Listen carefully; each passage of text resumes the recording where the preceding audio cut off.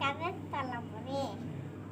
ஒரு கழுதை ஒரு நாள் ஒரு புல் தோலை கண்டது.